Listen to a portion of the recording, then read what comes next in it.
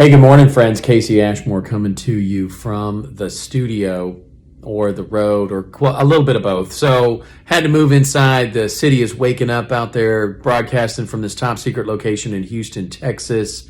It is a beautiful, cool fall morning, and the city is waking up. And you know, the morning rush hour started at about 11:30 p.m. last night. And no, I'm just kidding. Seriously, but it is getting a little bit noisy, and traffic is something that Houston is definitely proud of. It is one of the things. They bring their A game to traffic. So had to move it indoors. Anyhow, we are talking about the initial consult and the questions and topics of questions that we strive to answer and that you should expect to be answered in that initial consult. And you know, if you want more information, chat@ashmorelawfirm.com. Hit us up at chat@ashmorelawfirm.com. You can also text Ashmore X2 to 47177. Okay, so what does an initial retainer cover? Well, that's a broad question. It can cover a couple of things.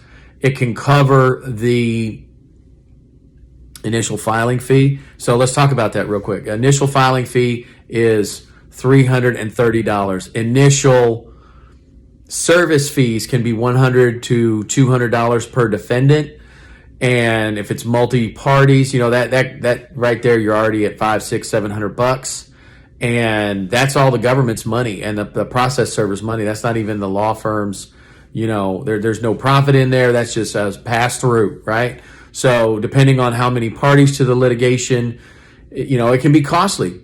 But it's still so much cheaper, and our system and access to justice is so much cheaper than alternatives like arbitration or what I anticipate the cost might be in other nations where they don't have such a system of justice that allows the citizenry access to the courthouse, right?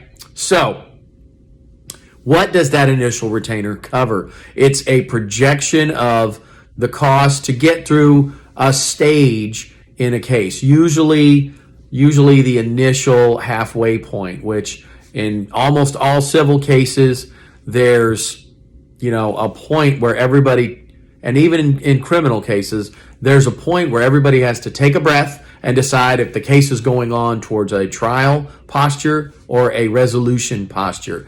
And it's at this point in criminal cases where it's the plea bargain, before the contested pretrial hearing, and the same in civil cases, right? Before any contested pretrial hearing, the parties go to mediation where they have a third attorney kind of sit and play judge and give them advice on where pieces are on the board and how case may play out.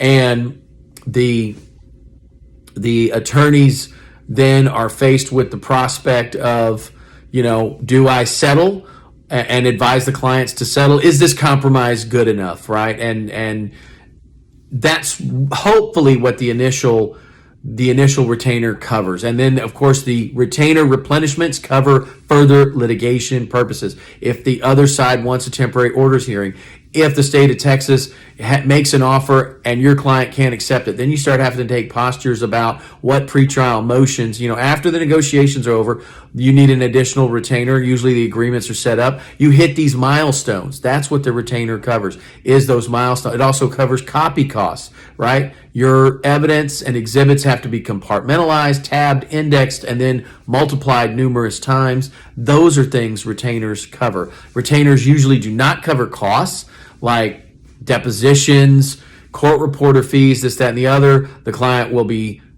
expected to replenish the retainer for those things. Sometimes for investigators, private investigators are needed, financial investigators are needed. So those are things that, the retainer is essentially like a gas tank in a race car, and the secret way to win in racing, like anything else, find your free throws, preserve your tires, go as fast as you can, as hard as you can, as long as you can, but conserve your fuel, conserve your tires, don't pull into pit road. But a lot of that is driven by the contentiousness of the case and the other party, and that may be beyond your ability to control all of that.